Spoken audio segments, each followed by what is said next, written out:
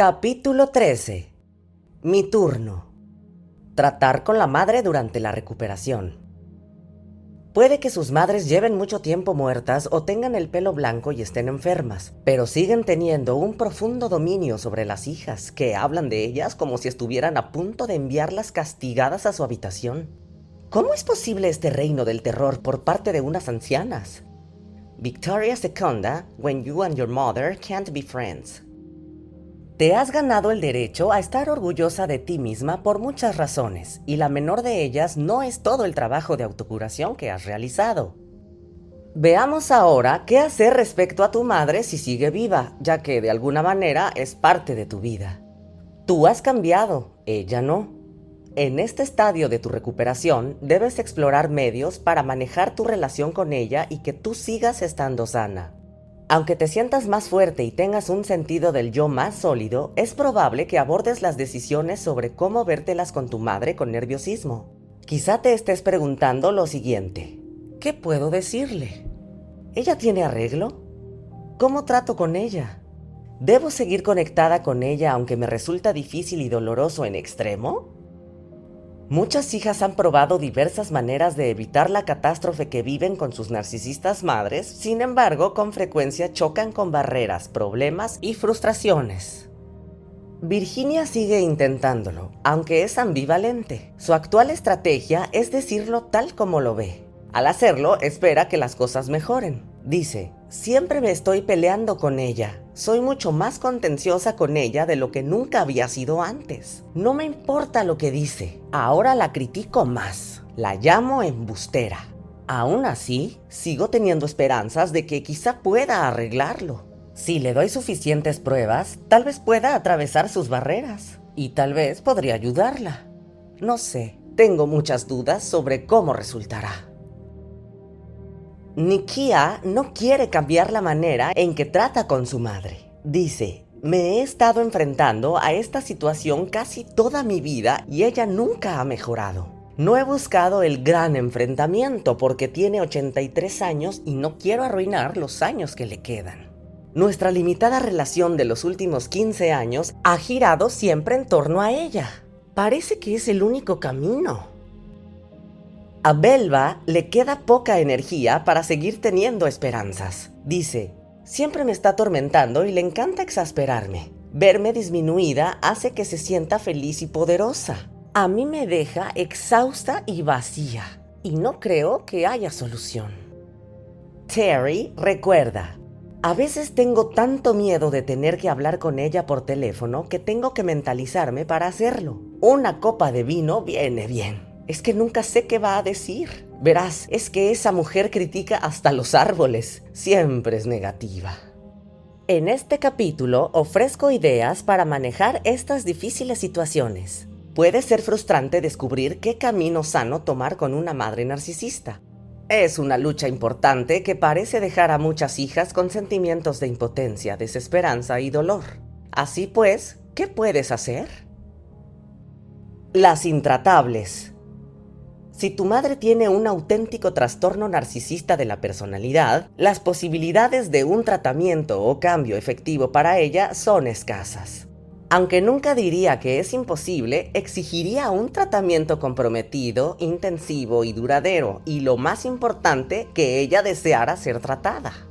Es muy raro que una persona con un auténtico trastorno de la personalidad narcisista acuda a terapia por su propia voluntad y quiera de verdad cambiar y crecer personalmente. Según mi experiencia, las clientas con trastorno de la personalidad narcisista que llegan a terapia suelen estar buscando respuestas sobre cómo tratar con los demás. Si llegan a expresar el deseo de trabajar en ellas mismas, dejan la terapia al cabo de muy poco tiempo. Normalmente me dicen que necesitan encontrar un terapeuta con un planteamiento diferente. Por lo general, a sus ojos, a mí la terapeuta me pasa algo. Mi historia favorita es de hace unos cuantos años, cuando mis honorarios por sesión de terapia eran de $100. Cuando estaba en mitad de mi explicación de lo que constituye una buena comunicación madre-hija, esta madre bastante agresiva empezó a buscar frenéticamente en su monedero. sacó un billete de $100 junto con su encendedor y procedió a prenderle fuego al billete diciendo: «Esta es mi opinión de sus consejos terapéuticos». No pude menos que echarme a reír. Menos mal que la hija y yo apagamos el fuego y pusimos fin rápidamente a aquella sesión madre e hija de triste memoria. Cuantos más rasgos de tu madre encajen en el trastorno, menos probable es que sea candidata a un tratamiento con éxito. Esto significa que no podrás remediarla y que no deberías intentarlo. Dado que ella no va a cambiar, tal vez tendrías que preguntarte si deberías continuar o no en contacto con ella, en particular si su conducta te causa una angustia emocional importante. Madres tóxicas.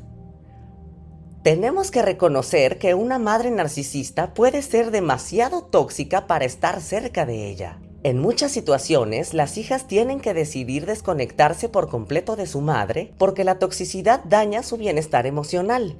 Aunque los demás quizá no lo comprendan, es una decisión que tienes que tomar por tu propia salud mental. Cherise dice: «He aprendido a sentir compasión por mi madre, sabiendo cómo fue su propia y dolorosa infancia, pero hoy he decidido no vincularme con ella». Mandy dice: «Hace unos 6 meses hice mi último intento de llegar a mi madre emocionalmente y no lo conseguí. Lo lamento porque creo en el orden natural de las relaciones y habría sido bonito tener una relación madre-hija, pero no ha de ser, y lo he aceptado». Antoniette, de 60 años, dice: «No hablé con mi madre durante los últimos 10 años de su vida. Sencillamente ya no podía seguir haciéndolo. Había pasado muchos años tratando de hacer que me quisiera y que todo estuviera bien. Y fue triste, porque cuando ella murió, lo supe por el sheriff. Fuimos a vaciar la casa y encontramos una nota en el tablero donde decía que nos había perdonado por ser tan horribles con ella. Me enviaron sus cenizas y las puse en el coche. Ni siquiera pude meterlas a mi casa. Vendí el coche y me olvidé de sacarlas. Fue un poco extraño llamar a aquella gente y decirles que destruyeran las cenizas que había dejado en el coche. La gente siempre se escandaliza de que no pudiera solucionar las cosas con ella, pero es que de verdad no comprenden cómo era mi madre». Este ejemplo triste y extremo es más común de lo que se podría pensar. He conocido hijas que sintieron un alivio tremendo cuando sus narcisistas madres murieron. Se sintieron liberadas de una enorme carga, pero se sentían culpables por reconocerlo. Si realmente es imposible cambiar a tu madre y te maltrata constantemente, es importante saber que desconectarte de ella puede ser sano. No obstante, cuando decidas dar este paso, asegúrate de que has completado tu propio trabajo de recuperación. Si te limitas a despegarte y apartarte de tu madre sin hacer tu propio trabajo, no disminuirás tu dolor y tu auténtico yo no podrá emerger a la paz que deseas. Como nos recuerda el Dr. Murray Bowen en la terapia familiar en la práctica clínica, dice: «Las tensiones emocionales mueven de un lado para otro como si fueran títeres a las personas menos diferenciadas. Las personas mejor diferenciadas son menos vulnerables a la tensión». Por suerte, no todas las madres con rasgos narcisistas son causas perdidas. Hay hijas que deciden seguir en la relación con una madre más moldeable y crear una clase diferente de relación. Yo la llamo la relación civilizada. La relación civilizada. En esta relación, las hijas de madres narcisistas cambian la dinámica de sus interacciones con la madre, reduciendo el contacto con ella. Cuando están en contacto, hacen que la situación sea ligera, civilizada y cortés, pero no se esfuerzan para que sea estrecha emocionalmente. Es una buena opción para las hijas que no quieren renunciar totalmente a su madre, pero han aceptado que ésta es incapaz de actuar como una auténtica madre. La hija está en contacto con su madre sin esperar nada y, en consecuencia, sufre menos decepciones. Este arreglo da mejor resultado una vez que has completado el trabajo de recuperación, que garantiza que has aceptado las limitaciones de tu madre y te has separado de ella adecuadamente. Si no se ha producido esa separación, corres el riesgo de verte engullida de nuevo por la dinámica de la familia narcisista. Como decíamos en el capítulo 11, tu objetivo al separarte es poder ser una parte de y aparte de tu madre y tu familia de origen. Esto significa que has trazado unos límites firmes a tu alrededor. Para algunas hijas que están en mitad de la recuperación, pero todavía no se sienten lo suficientemente fuertes para estar cerca de su madre, les recomiendo una separación temporal. La separación temporal.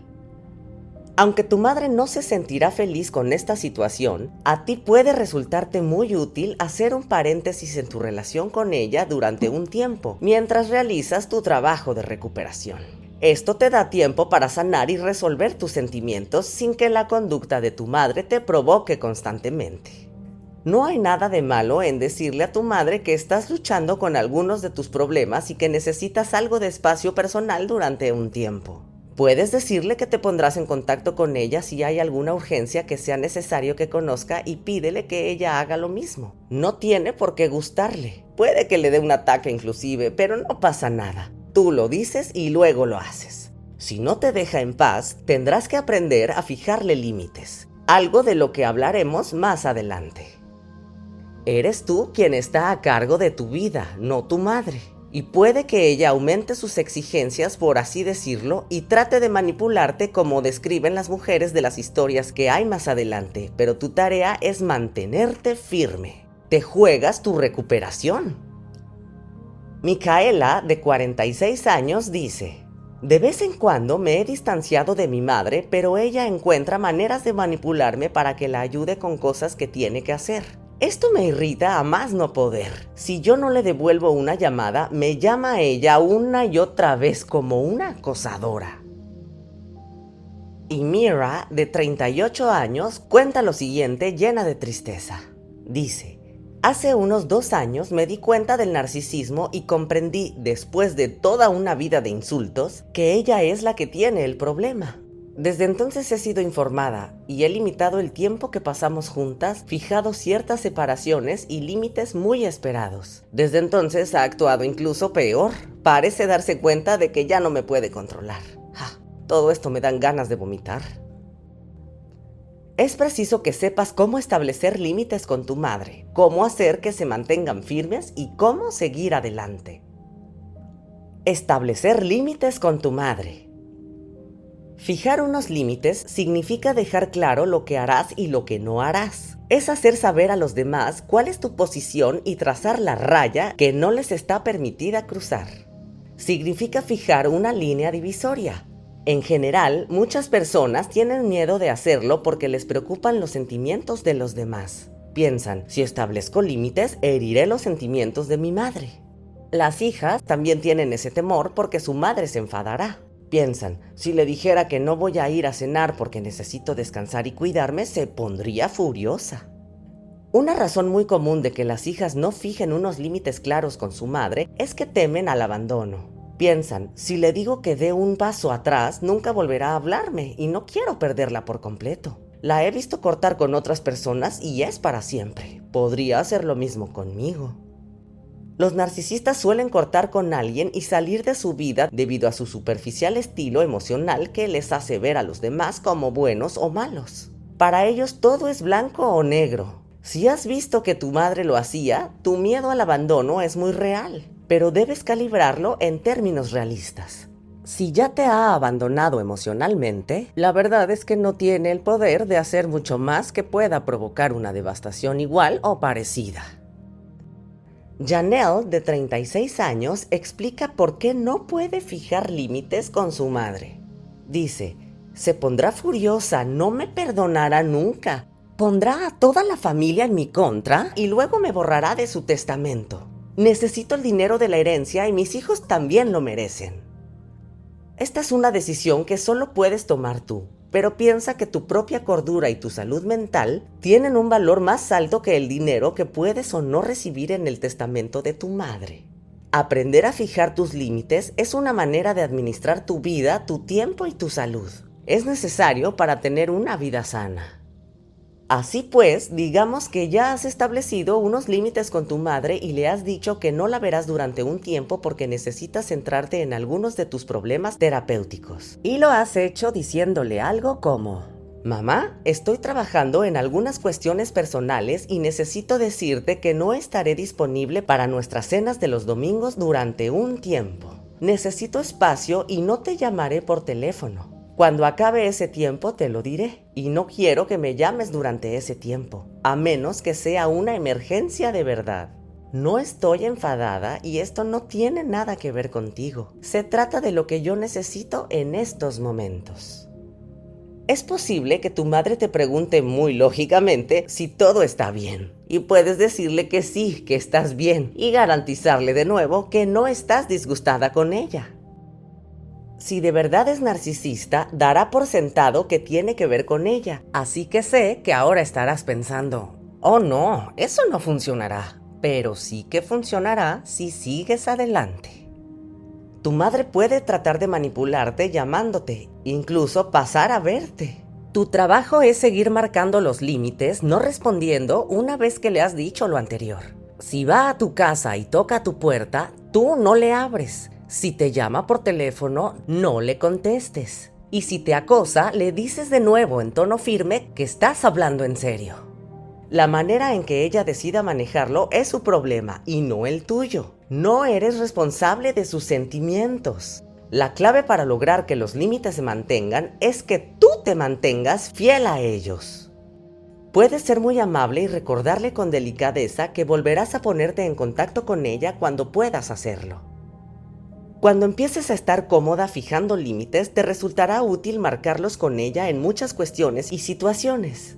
Hagamos algo de práctica para que puedas tomarlo como referencia cuando tengas problemas. Por ejemplo, si tu madre te dice, cariño, parece que hay un montón de polvo en tu casa. Fíjate en la mesa de centro. Sé que eres una madre que trabaja, pero tu familia merece un hogar limpio e higiénico, ¿eh? Entonces tú le dices, mamá, esta es mi casa y estoy cómoda con la atención que le dedico. Agradezco tu interés, pero si mi familia piensa que es un problema, ya lo resolveremos. Otro ejemplo, si tu madre te dice, hija, te he traído unas pastillas para adelgazar, cariño, porque me he dado cuenta de que has aumentado unos kilos últimamente. He investigado mucho, y estas son las mejores que he encontrado para ti. Entonces tú le puedes responder, mamá, si decido que mi peso es un problema, hablaré de ello con el médico. Otro ejemplo, si tu madre te dice, cada vez que veo a mi nieta, lleva un pelo que parece una maldita madriguera de ratas. Cuando eras niña, hija, yo nunca te dejaba salir de casa sin arreglarte como es debido. ¿Es que no te importa el aspecto que tiene tu hija? Entonces tú contestarás, mamá, estoy muy orgullosa de mi hija y de la persona en que se está convirtiendo, y no me preocupa especialmente el aspecto que tiene su pelo hoy. Otro ejemplo es, si tu madre te dice, necesito que me llames cada día para ver si estoy bien. Podría tener un ataque al corazón y tú ni siquiera lo sabrías. Estaría ahí tirada, sola, sufriendo. ¿Y qué pensaría la gente? Entonces tú le dices, mamá, si de verdad eso te preocupa, hay una solución práctica. Fabrican unas alarmas de seguridad que puedes llevar contigo. Son aparatos que si hay una emergencia médica, avisan al 911. Otro ejemplo, si tu madre dice, no puedo creer que te vayas a divorciar. ¿Qué diablos has hecho para fastidiar tu matrimonio? ¿Cómo se lo voy a explicar a la familia? Entonces tú le dices, mamá, soy yo quien decide en mis relaciones y me duele mucho que no quieras darme tu apoyo y tu ayuda.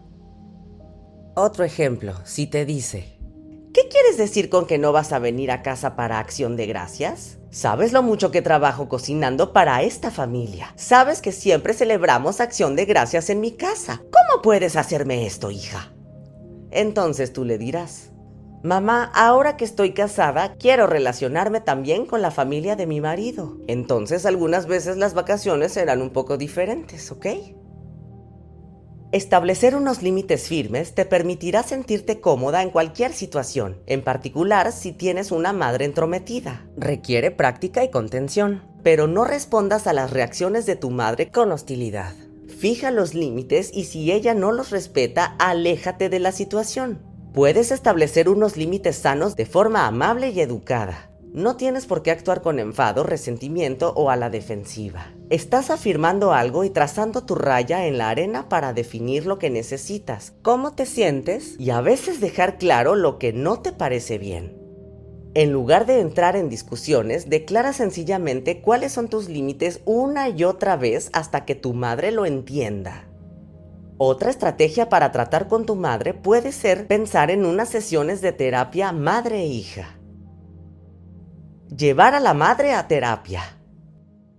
Cuando le hago a mis clientas la pregunta, ¿tu madre asistiría a terapia contigo para hablar de los problemas madre-hija? La mayoría se echan a reír, incluso se burlan un poco. Cuanto más narcisista sea tu madre, menos probable será que decida acudir a terapia contigo para abordar lo que sientes sobre su relación. Es difícil y a veces imposible que una narcisista sea consciente de sus propios sentimientos. Normalmente proyecta sus emociones en los demás y es incapaz de buscar en su interior para identificar y sentir. Recuerda que no puedes curar lo que no puedes sentir. Por ello, las madres narcisistas tienden a permanecer alejadas de su vida emocional. Si tu madre nunca se ha ocupado de sus sentimientos ni ha reconocido sus propios problemas, la terapia será una pérdida de tiempo.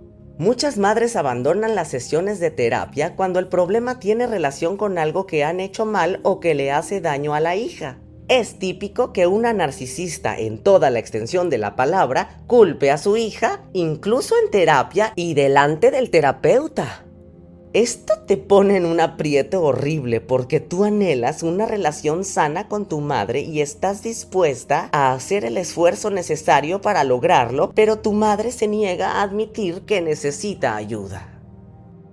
Roseanne, de 30 años, me dice: no conseguí que mi madre fuera a terapia conmigo, pero mientras yo estaba en terapia le hablaba de ello.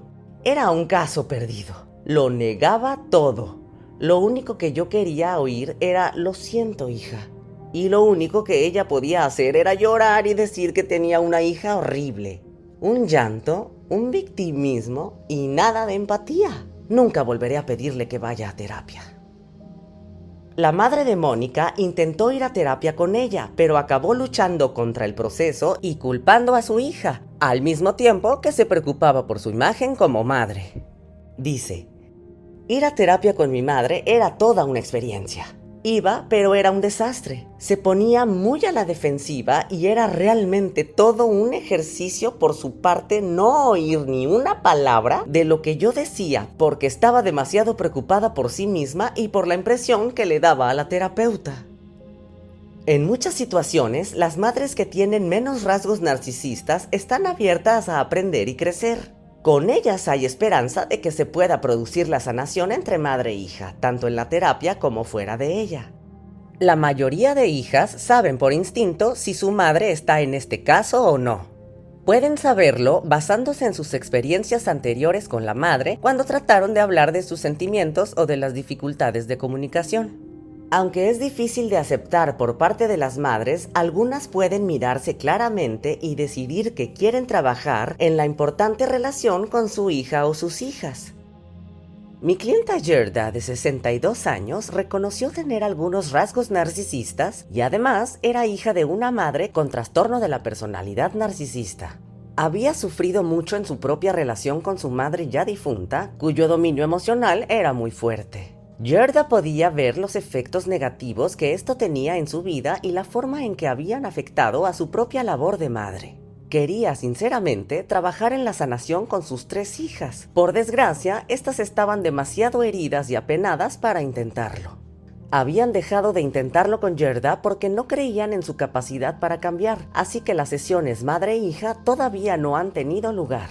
Como siempre soy optimista, creo que llegará un día en que las pueda ver a todas juntas. Las hijas son jóvenes y todavía tienen trabajo que hacer. Son unas personas encantadoras sobre las que tengo muchas esperanzas a largo plazo. A veces, las hijas tienen que hacer su propio trabajo de recuperación primero, a fin de estar preparadas para enfrentarse a su madre y a todo lo que entraña la terapia. El tiempo es un factor importante que tener en cuenta para decidir si harás terapia con tu madre o no. A veces no es el momento oportuno y es más fructífero esperar hasta que todas las partes estén preparadas. La madre Gerda fue capaz de dar marcha atrás, hacer su propia recuperación y abordar los problemas generacionales con sus hijas. Es algo que veo raras veces y sigo diciéndole que es asombrosa y que estoy muy orgullosa de ella. Si empiezas la terapia madre-hija y tu madre se muestra abusiva o emocionalmente bloqueada y te culpa de todo, te aconsejo que pongas fin a la sesión y hables con la terapeuta a solas. Pregúntale si le parece productivo o no seguir teniendo a tu madre en la sesión contigo. La terapeuta experta debe ser tu aliada en este proceso de recuperación y ayudarte. Tus sesiones no deben perpetuar el abuso y la culpa que tu madre ha acumulado ya encima de ti. Si estás convencida de que no quieres continuar con tu madre y la terapeuta no está de acuerdo, tendrás que tomarte algún tiempo para reflexionar sobre tu decisión. Al final, confía en tu propia intuición sobre si es o no el momento acertado. ¿Qué contarle a tu madre sobre tu propia terapia? En este libro recogemos los pasos del programa de recuperación que uso con mis clientas para que puedas hacer tu propio trabajo terapéutico. Dicho esto, trabajar con una terapeuta individualmente también puede beneficiarte en extremo durante este tiempo. Si decides seguir este camino, por favor recuerda que tú y solo tú decides si contarle o no a tu madre que estás acudiendo a terapia. Hay razones para que la terapia sea una relación confidencial y nadie tiene necesidad de saberlo, a menos que tú quieras decírselo. Esto incluye a tu madre. Si decides contárselo, también debes decidir cuánto quieres compartir con ella. Quizá quieras informarla de que asistes a terapia, pero que no tienes intención de compartir esta experiencia privada con ella. Si ella te presiona para conseguir información, fija ciertos límites. Y si estos no funcionan, establece otros incluso más firmes. Te daré un ejemplo a continuación. Unos límites suaves serían: mamá, agradezco tu interés en mi terapia y cuando esté preparada para hablar contigo, probablemente lo haré. Sigo en medio de una cierta confusión, tratando de comprenderme mejor y quiero avanzar más antes de hablar de ello contigo clara y adecuadamente. Gracias por comprenderlo. Unos límites firmes serían: mamá, tengo que dejarte muy claro que mi terapia es confidencial y que no hablo de ella con nadie. Está destinada a ayudarme con algunos problemas que estoy experimentando en mi vida ahora mismo. No me preguntes nada, ya que no pienso compartir esta información contigo. Puedes iniciar estas declaraciones con: me importas y me importan tus sentimientos. O te quiero, mamá, pero... Si tu madre se muestra herida o se enfada, es asunto suyo ocuparse de sus propios sentimientos. No es tarea tuya repararlos. Apártate de la escena y deja que sea su problema, que lo es. Recuerda que establecer límites no es algo mezquino, es un ejercicio saludable para cuidar de ti misma. Por lo general, nosotras las hijas lo sabemos, pero como nuestra madre es muy hábil para hacernos sentir culpables, a veces resulta difícil conseguirlo. Pero recuérdate que tú no creas sentimientos en otras personas. Cada persona es responsable de sus propios sentimientos y reacciones y por lo tanto también debe rendir cuentas de ellos. El auténtico trabajo es interior. Como estoy segura de que estás averiguando, tratar con tu madre es mucho más fácil después de trabajar en tu propia recuperación.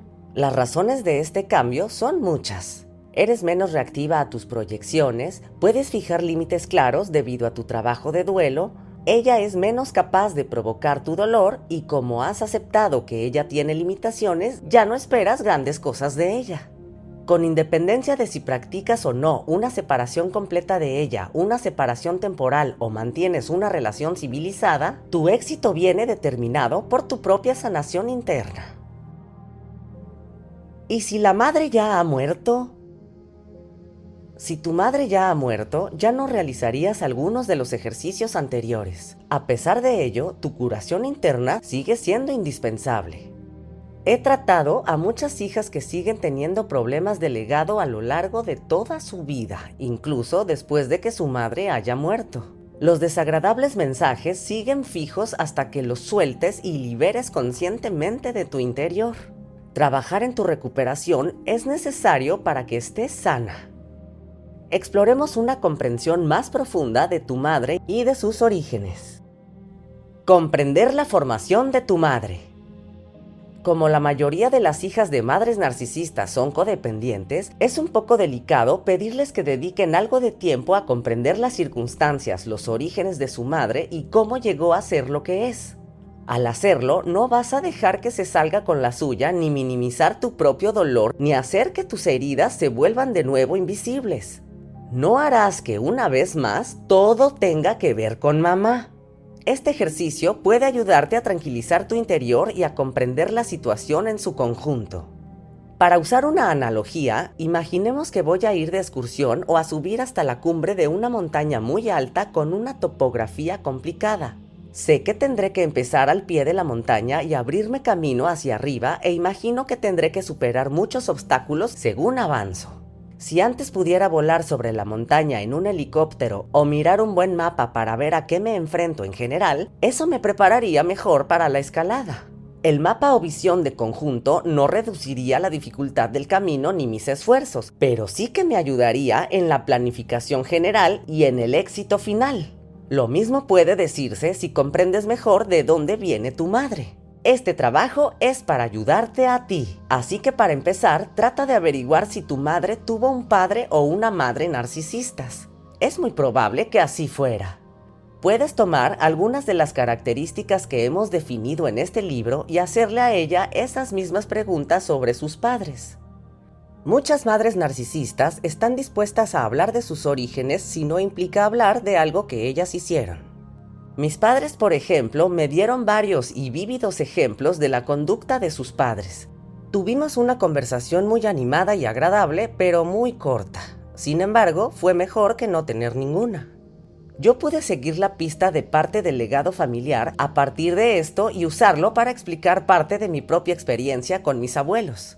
Luego, puedes preguntar a tus parientes. Los tíos y los primos son grandes recursos. Otro gran recurso son los abuelos todavía vivos que no son narcisistas. A veces, después de que un cónyuge narcisista muere, un familiar está más dispuesto a hablar de lo que piensa y recuerda. Por supuesto, en muchas familias, estas conversaciones no pueden producirse. Si tu familia no las tolera, tú ya lo sabes. Déjalo pasar. No provoques un drama innecesario si estás segura de que no servirá de nada. Confía en tu propia intuición. Conozco algunas hijas que forzaron la cuestión con sus familiares y cuando no salió bien, se culparon por ello. No quiero que esto te pase a ti. Entre otros recursos están los amigos de la familia que conocían bien a tus padres y abuelos. Aunque es raro hoy en día, algunas familias siguen viviendo en las mismas poblaciones y ciudades donde creció el clan familiar. Si no puedes conseguir detalles específicos sobre el narcisismo, puedes hacerle a tu madre preguntas generales sobre su crianza. Preguntas como las siguientes. ¿Tuviste una infancia feliz? ¿Te sentiste querida por tus padres? ¿Sentiste que recibías la suficiente atención cuando eras niña? ¿Tus padres te hablaban sobre los sentimientos? ¿Te escuchaban y tú te sentías oída? ¿Cómo te castigaban cuando tus padres se enfadaban contigo? ¿Te alentaban como individuo o tenías que encajar en la idea de lo que se esperaba que tenía la familia? ¿A tu madre o a tu padre les preocupaba particularmente lo que pensaran los demás? Cuanto más averigües sobre los orígenes de tu madre, mejor la comprenderás y entenderás por qué actúa como lo hace. Lo más probable es que fuera una hija carente de madre que tiene su propio y significativo trauma en su vida. No obstante, cuando trates de recabar más información, puede que te sientas como si estuvieras avanzando a ciegas. Prepárate para que tu madre muestre mucha negación respecto a su propia infancia. Aunque probablemente no será ella la mejor para aportarte información, mira y a ver qué está dispuesta a contarte. Acepta lo que sea.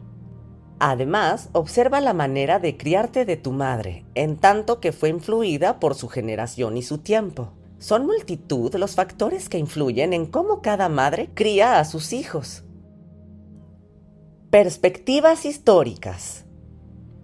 A todos nos moldean de forma significativa los valores sociales y las expectativas de la crianza paterna. Cada generación parece tener que enfrentarse a su propio conjunto de filosofías y creencias sobre la educación de los hijos, así que es posible que una generación contradiga a la otra.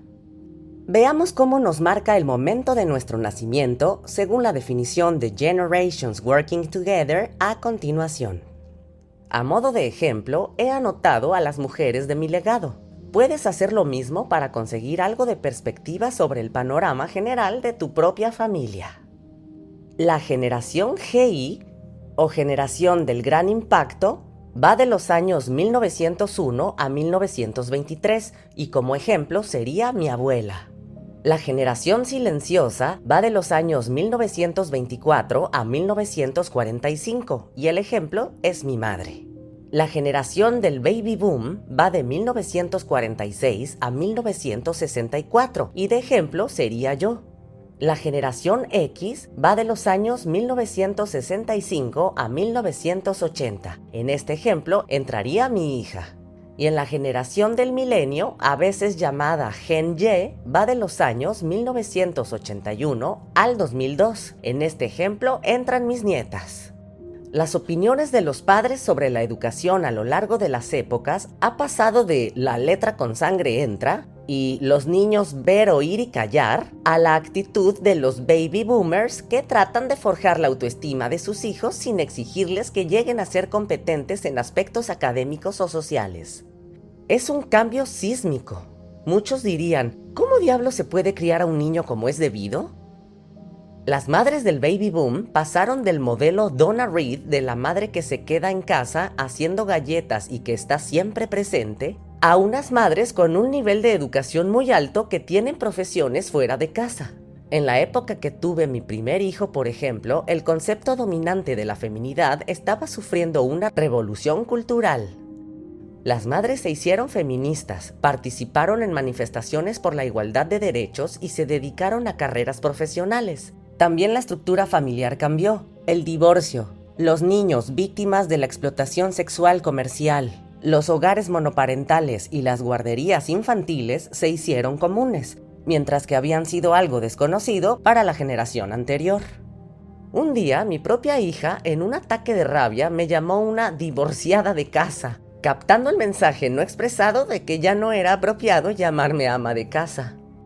Las madres del baby boom allanaron el camino para que sus hijas tuvieran una educación y una atención sanitaria mejores y un acceso igual a la escuela y al trabajo profesional. Crearon opciones que las mujeres antes no tenían. Sin embargo, algunas de sus hijas de la generación X creen que mientras sus madres hacían esto, la familia sufría y las niñas sentían que solo ocupaban un segundo lugar frente a las aspiraciones profesionales de su madre. Esta polémica requiere una comunicación sensible entre madres e hijas, pero la entrega de la madre a su propio desarrollo y éxito profesional no es lo mismo que el narcisismo, a menos que esa madre exhiba rasgos narcisistas. Al mismo tiempo, las madres del baby boom tienen que reconocer lo que sienten sus hijas de la generación X y comprender que pueden sintonizar con algunas de las hijas de este libro. La comprensión, la empatía y la comunicación son claves para dar con la solución. En cualquier caso, dados los efectos que la cultura, la sociedad y la historia han tenido en nuestras madres y abuelas, no es sorprendente que buena parte del tiempo no hayan sabido cómo ser madres. No hay peligro en decir que muchas educaron a sus hijos tal como las habían educado a ellas. Contar con una cierta comprensión de la perspectiva histórica hace que sea un poco más fácil entender que las actitudes y conductas maternas pueden cambiar de una generación a otra y que las niñas vulnerables crecen para convertirse en madres narcisistas. No obstante, dicho esto, no estoy ofreciendo una excusa, sino solo ingredientes que nos ayuden a comprender mejor. Creo que para cualquier generación, el sello de una buena crianza materna es la capacidad de dar un amor y una empatía auténticos, además de prestar cuidados físicos y emocionales con independencia del momento histórico. Con esta comprensión de la historia de nuestra madre, veamos ahora el complicado concepto del perdón. Perdón. La palabra perdón está cargada de significado y malentendidos. A muchas hijas les enseñaron a una edad muy temprana que las niñas buenas perdonan y olvidan. El mensaje es que se espera que perdonemos a quien quiera que nos haya hecho daño, porque eso es lo que se debe hacer, según. Aunque creo en la rectitud e importancia del perdón y en los beneficios emocionales que puede aportarnos, también lo veo bajo una luz diferente. El perdón es positivo y sanador cuando entendemos que esa persona no tenía intención de herirnos. Pero no nos hacemos ningún bien cuando tratamos de negar el dolor que sentimos y realmente nos arriesgamos a sufrir más daños cuando no nos enfrentamos a la realidad de que nos han herido y que es probable que esa persona vuelva a hacerlo, sea involuntariamente o a propósito.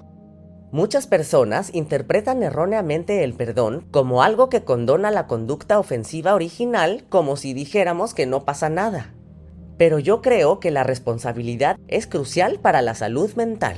Así que te aconsejo que solo perdones a alguien que es responsable de su conducta cuando ha reconocido lo que ha hecho, que es consciente de ello y lo lamenta sinceramente. Aunque pueda parecer duro, pocas madres narcisistas lo hacen. Por lo tanto, no abogo por el perdón para la mayoría de ellas. No obstante, sí que te aconsejo que de alguna manera en tu interior lo dejes estar por tu propio bien.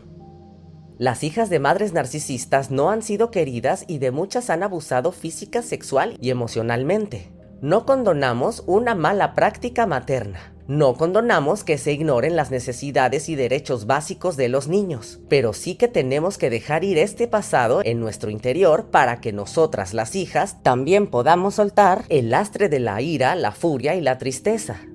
Perdonamos renunciando a estas emociones negativas para poder seguir adelante el resto de nuestra vida. El paso 1 del proceso de duelo te permite alcanzar ese dejar ir interior. Después, lo que sientas dentro de ti será más neutro. Ya no sentirás las intensas emociones que antes asociabas con tu madre.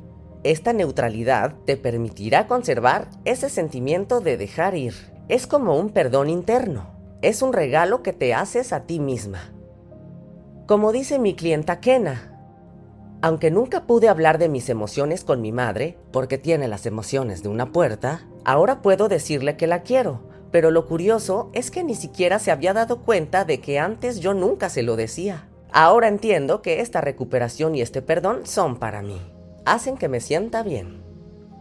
Esta clase de perdón es comprender a tu madre de una manera que te permita crecer y dejar atrás tus antiguos sentimientos de niña triste y herida. Es una clase de perdón adulto. Louis Smith, en Shame and Grace, Healing the Shame We Don't Deserve, lo expresa así. La primera y con frecuencia la única persona que es curada por el perdón es la que perdona. Cuando perdonamos de verdad, liberamos a un prisionero y luego descubrimos que ese prisionero éramos nosotros. Mi teoría y práctica del perdón no es la única manera. A muchas hijas les resulta útil apoyarse en sus creencias religiosas o espirituales para que las ayuden a perdonar. Los programas de adicción con 12 pasos defienden que el auténtico perdón llega cuando puedes desearle el bien a la persona que te ha herido y rezar para que tenga todo lo que desea. También lo llevan un paso más lejos y aconsejan que recemos porque quien nos ha hecho daño tenga todo lo que queremos para nosotros mismos: salud, riqueza y felicidad. Henry Nouwen escribe en The Only Necessary Thing lo siguiente: perdón es el nombre del amor practicado entre personas que aman poco. La dura verdad es que todos amamos poco. Necesitamos perdonar y ser perdonados cada día, cada hora, sin cesar. Esa es la gran obra de amor entre la hermandad de los débiles, que es la familia humana. Lo que más me importa para tu recuperación es que la forma de perdón que decidas poner en práctica erradique la culpa tan completamente que no te quede ni rastro de sentirte víctima. Porque si continúas viviendo con una mentalidad de víctima, corres el riesgo de definir tu vida basándote en tus heridas. Y eso significaría que permites que los fracasos de tu madre te controlen. Estar libre del sentimiento de victimización es la auténtica señal de la recuperación. Los dones de tu madre. Es importante recordar que nadie es totalmente bueno ni totalmente malo. Tanto si tu madre tiene rasgos narcisistas como si tiene el trastorno de la personalidad narcisista completo, también hay algo bueno en ella. Es probable que te transmitiera cualidades, pasiones, intereses y conocimientos.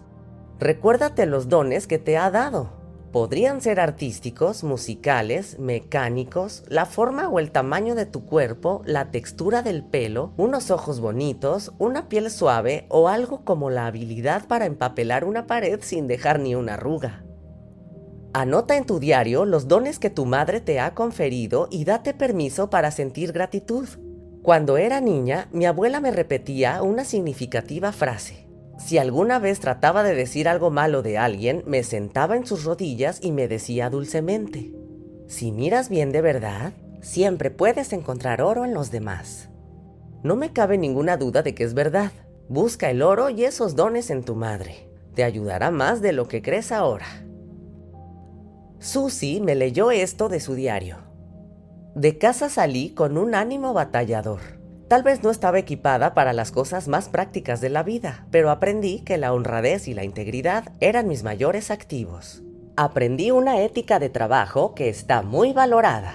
Aprendí que unos principios elevados rinden grandes resultados en la mayoría de cosas. Aprendí que el humor y la risa superan la mayoría de diferencias para conseguir beneficios a corto plazo. Aprendí buenos modales en la mesa, cómo poner la mesa y cómo ser una buena anfitriona. También aprendí habilidades sociales y aprendí a comprar. De alguna manera, emergí llena de tenacidad, busco lo mejor en los demás, perdono fácilmente y aprendo con rapidez. Aprendí dolorosamente que quería ser una clase diferente de madre, así que me motivé para enseñarme a mí misma una práctica materna afectuosa. Y como resultado, la máxima alegría de mi vida ha sido ser madre, y el ciclo se ha roto. Amar, no culpar. Apariencia de la recuperación. Lo que espero para ti incluye todo lo siguiente. Ahora te ves a ti misma con un conocimiento y un sentido del amor internos. Has sustituido la ansiedad y el desasosiego de tu infancia con una marea de gratitud por haber recibido la vida y este importante viaje que emprender. Ahora comprendes que el camino que te asignaron para recorrer estaba y está lleno de lecciones de vida dignas de atesorar. Has reconocido que tienes una sabiduría interior que ahora puedes compartir con tus hijos, con otras personas a las que quieres y con el mundo entero. Ahora ves que tu madre te dio unos dones especiales, que aunque estaban disfrazados y ocultos en traumas, ahora puedes apreciar. Eres responsable de tu propia vida, dependes de ti misma para controlar tus emociones. Eres adulta y tienes una conciencia firme de tu propio yo. Te tomas en serio y ya no estás llena de dudas sobre ti misma. Has salido de las sombras de una infancia llena de ansiedad y has entrado en el sol de la confianza y la competencia. Y bien, ya estás preparada para completar el viaje sanador, dando el último paso para poner fin al legado de tu narcisista madre. Gracias por haber llegado al final de este capítulo. Suscríbete para más audiolibros de valor. Yo soy Arlene Fogel Méndez y desde aquí te abrazo fuerte.